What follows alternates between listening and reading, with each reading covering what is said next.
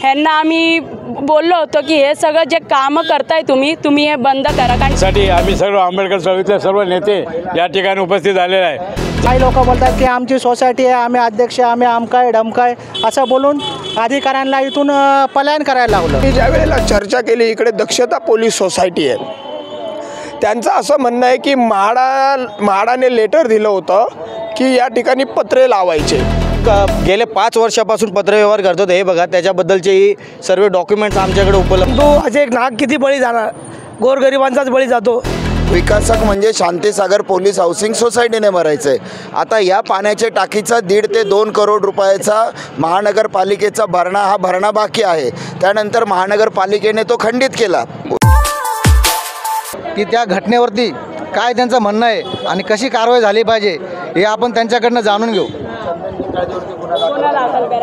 या ठिकाणी ज्या ट्रान्झिट काममध्ये जे पोलीस वसाहत आहे त्यांच्या या टाकीमध्ये जो सचिन वर्मा यांचा मृत्यू झालेला आहे आणि यासाठी आम्ही सर्व आंबेडकर चळवळीतले सर्व नेते या ठिकाणी उपस्थित झालेले आहे।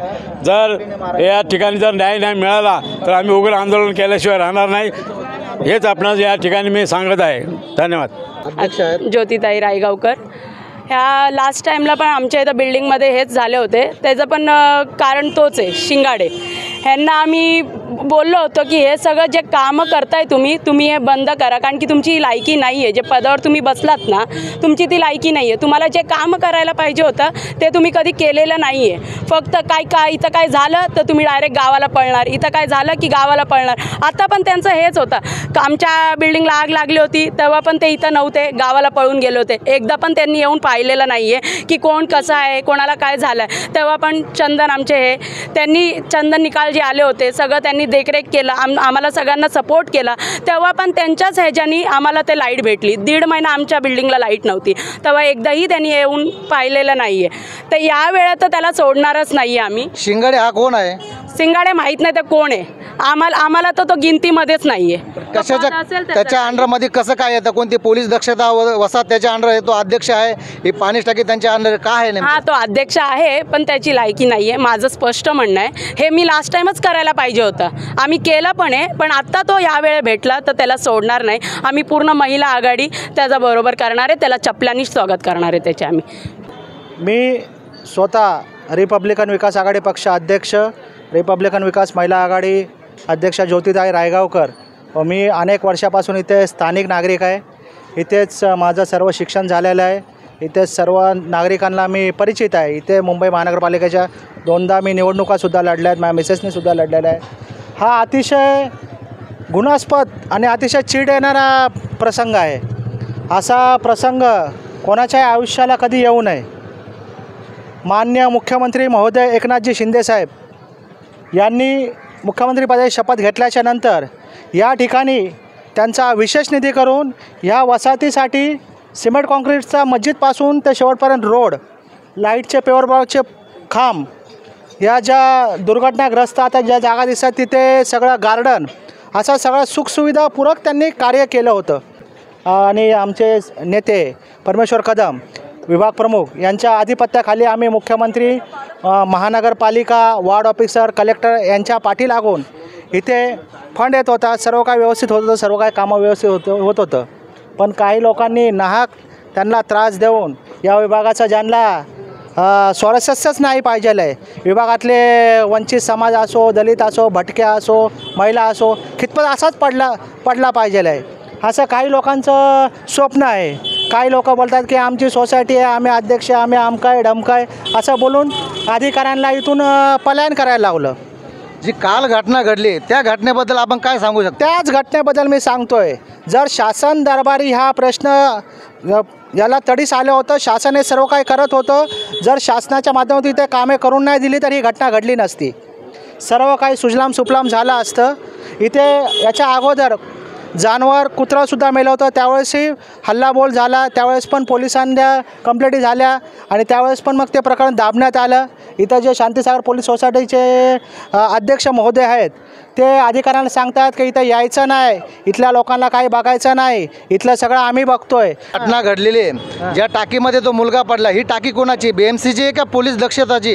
ही शांतीसागर पोलीस सोसायटी बोलते की आमची टाकी आहे, पण ह्या टाकीवरती पहिला अधिकार म्हाडाचा आहे, पण तो म्हाडाचा अधिकार ह्या लोकांनी काढून घेतलेला आहे. त्याच्यानंतर आता शांतीसागर सोसायटी त्यांची कमिटी आहे, त्यांचा अध्यक्ष बोलतो की आमची टाकी आहे आणि आमचं हे सगळं आहे. ज्यावेळेस इथं प्रशासन, म्युन्सिपाल्टी, कलेक्टरचे लोक कामं करायला आलेत, सुशोभीकरण कार्य करायला आले, तेव्हा हे कमिटी आणि यांचे अध्यक्ष महोदय यांनी काम करायला दिलं नाही आहे.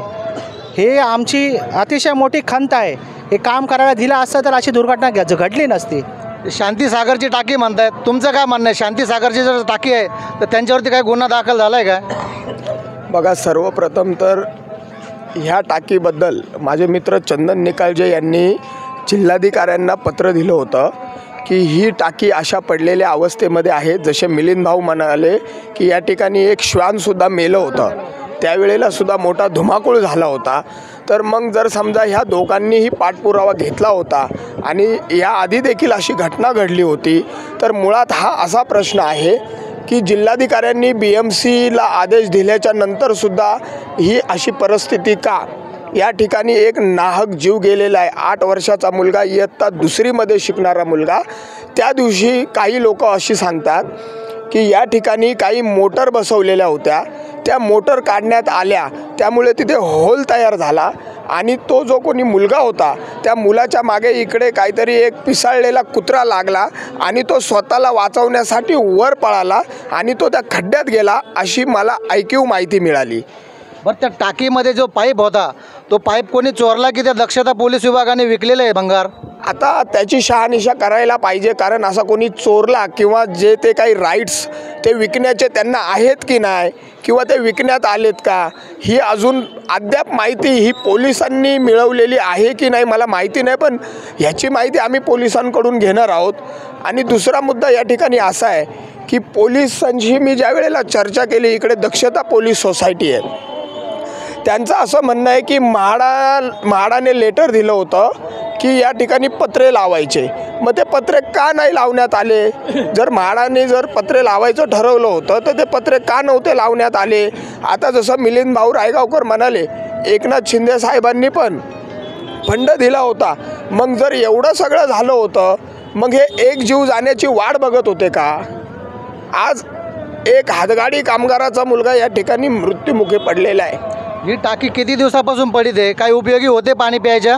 ॲक्च्युली ही टाकी मला असं समजलं 9-10 वर्षापासून ही पडीक आहे. या ठिकाणी त्याचा उपयोग काय होत नाही, परंतु या ठिकाणी कचऱ्याचा खचच्या खच पडलेला असतो. ही BMCची टाकी नाही आहे? BMCची असं नाही म्हणता येणार. ही टाकी म्हाडाच्या अंतर्गत येते, ही प्रायव्हेट लँड आहे असं त्यांचं म्हणणं आहे. मग त्याच्यावरती काय कारवाई झाली? आता बघा, पंतनगर पोलीस स्टेशन असं म्हणतं आहे की आम्ही आरोपींना अजून ताब्यात घेतो आहे, की सदर सोसायटी जी आहे, इकडचे जे कोणी विकासक असतील त्यांच्यावर आम्ही शहानिशा करून कारवाई करणार. अजूनही पंतनगर पोलीस स्टेशन हेच म्हणतं आहे की आम्ही शहानिशा करून कारवाई करू. अद्याप कोणती माहिती मिळालेली नाही आहे. हे बघा, ह्या विषयासंदर्भात रमाबाई आंबेडकर नगर गृहनिर्माण संस्थेमार्फत सदर सोसायटीला सतत पत्रव्यवहार केलेला आहे, प्रशासनाला सुद्धा पत्रव्यवहार केलेला आहे की ही टाकी पडीक अवस्थेत असल्यामुळे तिला निष्कासित करण्यात यावं. सदर सोसायटीने ह्या विषयाला दुर्लक्षित करून इग्नोर केलेला आहे, त्याच्यामुळे कदाचित त्या लहान मुलाचा हा हाकनात बळी गेलेला आहे. ह्या टाकीला जर 10 वर्षे पडीत आहे तर पत्रव्यवहार किती दिवसापासून झाला आणि काम का नाही झालं? पत्रव्यवहार गेले 5 वर्षापासून पत्रव्यवहार करतात. हे बघा, त्याच्याबद्दलचे सर्व डॉक्युमेंट्स आमच्याकडे उपलब्ध आहेत. हे डॉक्युमेंट्स प्रशासनाने व इतरच्या काही स्थानिक लोकांनी, सोसायटीच्या काही कमिटी मेंबर लोकांनी ह्या विषयाला दुर्लक्षित केलेलं आहे, म्हणून त्या मुलाचा या ठिकाणी बळी गेलेला आहे. जर येत्या लवकरात लवकर त्या मुलाला जर न्याय नाही मिळाला तर वंचित बहुजन आघाडीच्या वतीने आम्ही लवकरात लवकर याबद्दल निदर्शने घेणार आहोत. आता कसं आहे, आम्ही ते स्थानिक या ठिकाणी राहतात. मी नाक्यावर राहतो बाबासाहेबांच्या पुतळ्याजवळ. इथले ज्या स्थानिक लोकांनी सर्व माहिती दिलेली आहे, परंतु असे एक नाग किती बळी जाणार, गोरगरिबांचाच बळी जातो. हे ज्या बळी या पोलीस सोसायटी आलेल्या आहेत ते लोक बिल्डिंगमध्ये राहतात, पण त्याच्या बाजूला राहणारे जे गोरगरीब लोक आहे, कष्टकरी समाज आहे, तो या ठिकाणी फिरत असतो आणि तीच पोरं अशी या ठिकाणी बळी पडतात. याच्याबद्दल त्यांच्यावर काही कारवाई झाली का? जी दक्षता पोलीस वसाहत आहे, त्यांचे अध्यक्ष आहेत, सरचिटणीस आहेत, संचालक आहे, याच्यावरती काय कारवाई झाली का? आपलं काय म्हणणं? माझं म्हणणं असं आहे की सुरुवातीचं जे आहे की हा संपूर्ण भूखंड हा म्हाडाचा आहे. 19.6 एकरचा हा भूखंड आहे. 1991मध्ये दक्षताच्या पोलीस हाऊसिंग स्कीमसाठी 3.5 एकर भूखंड हा त्यांना देण्यात आला. त्यानंतर स्थानिक आम्ही या भूखंडाची मागणी केली, परंतु पोलीस स्कीमला DCP कापसे याला हा भूखंड स्थानिक लोकांना सामावून घेण्याच्या अटी शर्तीवर दिला. त्यामुळे तुमचा जो मगाचा प्रश्न होता की पाण्याची टाकी कोणाची आहे, ही पाण्याची टाकी जी आहे ही म्हाडाची आहे आणि संक्रमण शिबिराला यातनं पाणी पुरवठा होत होता. बरं, ज्या वेळेस लीज झाली तर लीज झाल्यानंतर जी भूखंड देण्यात आला तो ॲज इट इज, म्हणजे याच्यावरती जे काही करार असतील ते होत असताना ते भाडं वगैरे जे काही थकीत असेल ते सगळं विकासकाने भरायचं आहे. विकासक म्हणजे शांतीसागर पोलीस हाऊसिंग सोसायटीने भरायचं आहे. आता या पाण्याच्या टाकीचा 1.5 ते 2 करोड रुपयाचा महानगरपालिकेचा हा भरणा बाकी आहे. त्यानंतर महानगरपालिकेने तो खंडित केला. पाण्याचा प्रवाह खंडित केल्याच्या नंतर इथे दुरावस्था निर्माण झाली आणि ह्या पाण्याची ही स्थिती पाण्याच्या टाकीची झाली. आता याच्यामध्ये काही दिवसापूर्वी शॉन पडलेलं, त्यानंतर आम्ही CO SRA CO म्हाडा, महानगरपालिका उपायुक्त, त्यानंतर जिल्हाधिकारी आणि स्थानिक पोलीस स्टेशन म्हणजे पंतनगर पोलीस ठाणे यांना पत्र दिलं आणि विकासकाला पत्र दिलं. त्यावरती जिल्हाधिकाऱ्यांनी पत्र दिलं की ताबडतोब याच्यावरती नियमोचित कारवाई करावी आणि हे निष्कासित करावं. 10 वर्षाची टाकी पडी, ते 5 वर्षापासून तुम्ही पत्रव्यवहार करताय. आता तुम्ही उद्या काय करण्याच्यावर कारवाई करणार? काल नाहक तो बळी गेलेला आहे लहान मुलाचा, तर तुम्ही त्याच्यावरती काय कारवाई करणार आणि शासनाकडून कशी तुम्ही मागणी करताय? बघा, पहिल्यांदा आपल्या न्यूज मीडियाच्या माध्यमातून मी सांगू शकतो की कारवाई करणं हे आमचे अधिकार नाही आहेत. कारवाई करणं हे संपूर्णपणे पोलीस प्रशासनाचे आहेत. आपण त्यांना दट्ट्या लावलाय का? पोलीस प्रशासनाने त्याच्यामध्ये 5 आरोपी केलेले आहेत, त्यांना JC झालेली आहे, ते ठाणा जेलमध्ये आहे. परंतु आमची मागणी ही आहे की 379च्या अंतर्गत जे म्हाडाच्या पाण्याच्या मोटर होत्या या अनधिकृतपणे विकल्या गेल्या, याच्यावरती 379 प्रमाणे कारवाई झाली पाहिजे. त्यासाठी आम्ही मंगळवारी मुंबई पोलीस कमिशनर यांचा वेळ मागितलेला आहे. त्यांची आम्ही भेट घेतोय, त्याचप्रमाणे जिल्हाधिकाऱ्यांची देखील भेट घेतोय.